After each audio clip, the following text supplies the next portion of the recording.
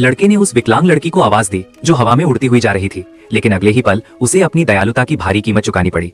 वो समझ नहीं पा रहा था कि ये लड़की इतनी नासमझ और कठोर क्यों है। तभी लड़की की दादी आ गई, क्योंकि वे दोनों एक ही दिशा में घर जा रहे थे।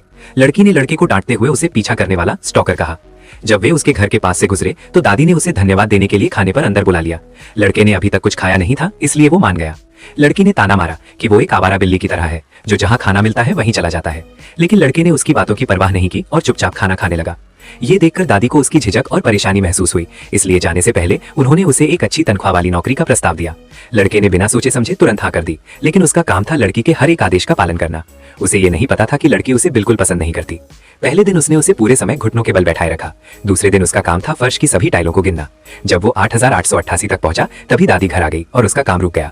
तीसरे दिन लड़की ने उसे 10 4 पत्ती वाले क्लोवर ढूंढने को कहा, क्योंकि उसने सुना था कि अगर 10 ऐसे क्लोवर मिल जाए तो सभी इच्छाएं पूरी हो जाती है। जैसे जैसे दिन बीतते गए उसके काम और भी अजीब होते गए। एक दिन वो नौकरी छोड़ने के लिए उसके घर गया, लेकिन उसने कितना भी आवाज लगाई लड़की ने कोई जवाब नहीं दिया। उसने उसका बेडरूम का दरवाजा खोला और जो देखा उससे हैरान रह गया।